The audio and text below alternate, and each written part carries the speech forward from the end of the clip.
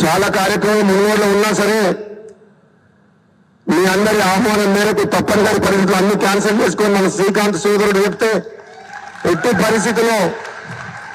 పరిస్థితుల్లో మీరు హాజరు కావాలి అని చెప్తే ఈరోజు మా నియోజకవర్గానికి మహేష్ కుమార్ గౌడ్ గారు ఒక ప్రోగ్రాం గురించి వచ్చినా సరే ఇద్దరం కూడా మాకిద్దరికి ఇక్కడ ఇన్విటేషన్ ఉన్నాయి, అక్కడ కూడా ప్రోగ్రామ్స్ ఉన్నాయి, అక్కడ తొందరగా కంప్లీట్ చేసుకొని మీకోసం ఇంత దూరం రావడం జరిగింది. మీకోసం ఈ పంచాయతీ కార్యదర్శుల కోసం మీరు బీఆర్ఎస్ ప్రభుత్వంలో ఆనాడు కాంగ్రెస్ పార్టీ ఎమ్మెల్యేగా ఉన్నప్పుడు మీకు శాలరీ తక్కువ ఉందంటే 15,000 ఉందంటే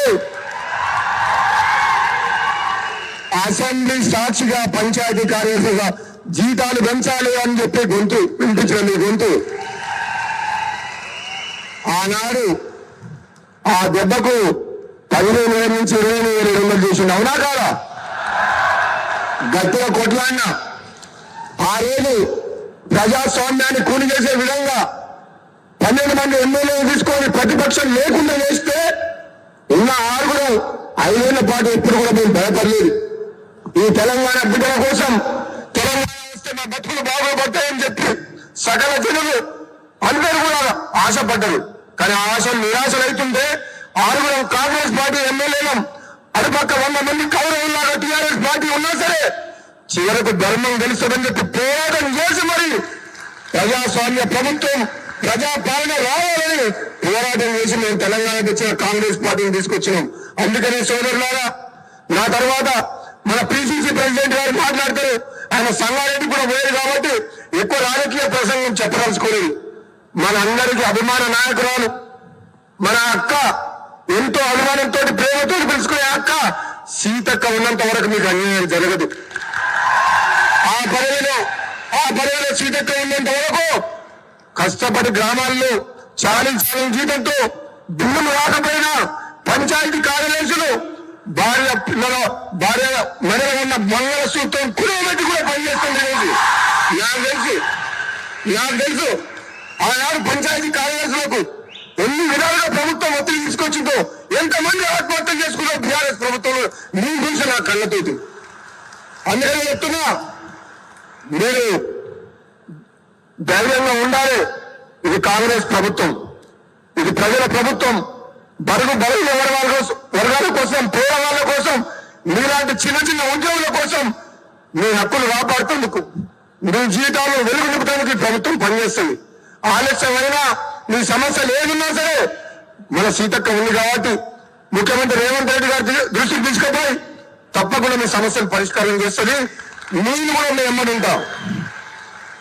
ఇక తెలంగాణ ఉద్యమకారులుగా ఆనాడు నేను మా పొన్నం ప్రభాకర్ గారి ఇద్దరం పార్లమెంట్ లో తెలంగాణ కోసం ఎన్ని కోట్లాడినాం. తెలంగాణ వస్తే మా బతుకులు బాగుపడతాయని చెప్పి లక్షల మంది, కోట్ల మంది ఇక్కడ ఎదురు చూస్తున్నామని చెప్పి మేమిద్దరం ఆనాడు కాంగ్రెస్ పార్టీలో ఉండి సోనియా గాంధీ కాంగ్రెస్ పార్టీ పంపించి తెలంగాణ వచ్చినాం. కానీ వచ్చిన తెలంగాణ ఆనాడు సీమాంధ్ర కాంట్రాక్టర్ దోపిడీకి ఎట్లయిందో గత 10 ఏళ్ళు కూడా ప్రాజెక్టుల మీద కమిషన్ తీసుకొని లక్షల కోట్లు తీసుకొని అదే ఆంధ్ర కాంట్రాక్టర్లకు ఒప్పచెప్పింది బీఆర్ఎస్ ప్రభుత్వం. కానీ ఈరోజు కాంగ్రెస్ ప్రభుత్వం అట్లా కాదు. అప్పులున్నా, బాధలున్నా, కష్టాలున్నా ఈ పేదలకు ఇచ్చిన మాట నిలబెట్టాలని చెప్పి మీలాంటి ఆదుకోవాలని చెప్పి ఈ కాంగ్రెస్ ప్రభుత్వం పనిచేస్తుంది. మీ కష్టాలు తీరుస్తుంది, మీ బాధలు తీరుస్తుంది. కొన్ని సమస్యలు ఉన్నాయి. ఇప్పుడు సీతక్క చెప్పింది, నేను చెప్పాలని చెప్పొచ్చు. మీ అందరూ తెలిసి కొన్ని 2-3 సమస్యలు ఒకటే చెప్తాను. నేను 4 సంవత్సరాల సర్వీస్ కాలాన్ని పరిగణించాలని చెప్తున్నాను. తప్పకుండా ఈ ప్రభుత్వం మీద ముఖ్యమంత్రి గారు తీసుకుపోతారు. అదేవిధంగా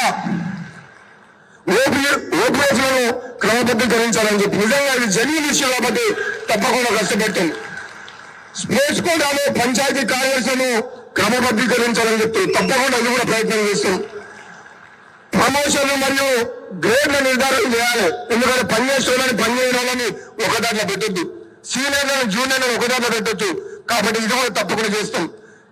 అదేవిధంగా నిర్దిష్ట జాబ్ చార్ట్ మరియు క్యాడర్ అంటే టైమింగ్స్ అంతేనా? మీరే 7 గంటలకు పోదా ఆఫీస్కు? ఎవరు పెట్టింది రూలు? ఎవరు పెట్టింది యాప్?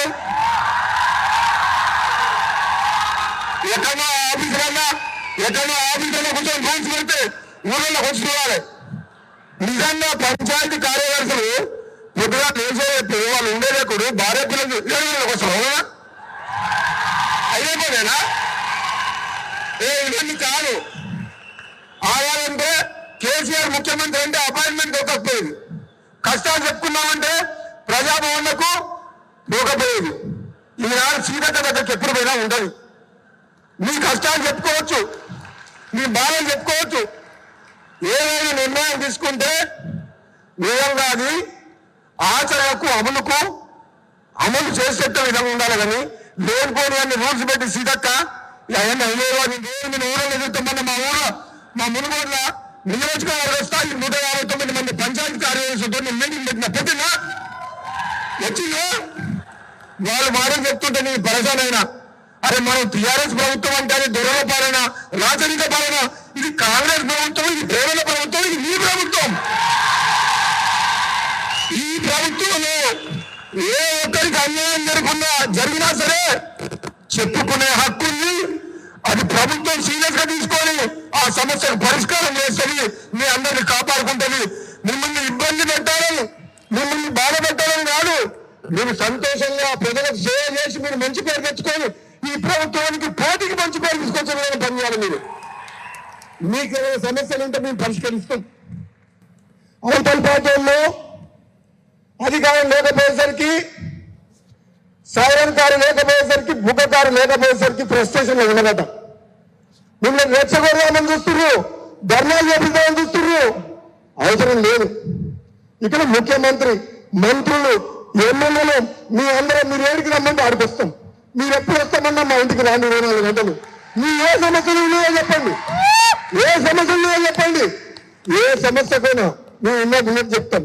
చేయగలిగిన సమస్యలు మీకు ఏదైతే కోరికలు ఉన్నాయో మీ ప్రభుత్వ పరంగా ఎంతవరకు చేయాలో అంతవరకు చేస్తాం.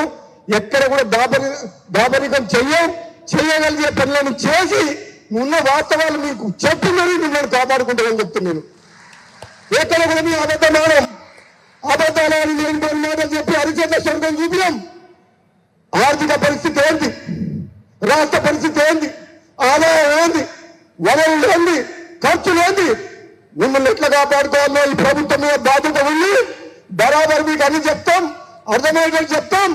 మీరు అందరం కలిసి ప్రజలకు సేవ చేద్దాం. మీ అనుకుంటే కాదు, ప్రభుత్వ ఉద్యోగులు, ప్రజాప్రతినిధులు మనిద్దరము జేగట్లలాగా పనిచేసినప్పుడే ప్రజలు సంతోషంగా ఉంటారు.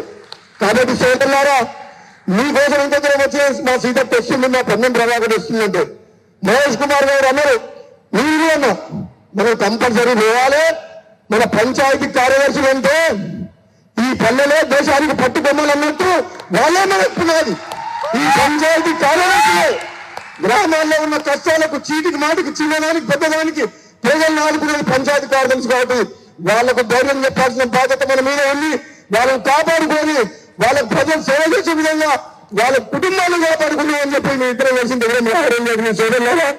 తప్పకుండా ఏదైనా ఈ 15 నెలల నుంచి బిల్స్ వస్తున్నాయి. సీతక్క ఊళ్ళలో బాగా ప్రాబ్లం ఉంది. వీళ్ళని చెప్తే వీళ్ళు చెప్పుకో ఇంతమంది వచ్చింది ఎన్నో ఆశలతోటి. ఎవరిని వదిలించినా బాగలేదు సీతక్క. పైసలు లేవు. నేను అప్పు తెచ్చి పెట్టినా 2 లక్షలు, 3 లక్షలు, 4 లక్షలు సొంత పైసలు కూడా తీసుకొచ్చి పెడుతున్నాను. వాళ్ళ సొంతంగా అప్పులు వచ్చి, ఎందుకంటే ఊళ్ళో ప్రెజర్, అధికారుల ప్రెజర్, మనం పెట్టే వడ్డీ తట్టుకోలేక, పైసలు లేక సాలికాలం జీతంతో కూడా కించిన ఉద్యోగులు కూడా అప్పులు తీసుకొచ్చి ఖర్చు పెడుతుంది. కాబట్టి మీ అందరికీ భరోసా ఇస్తున్నాం.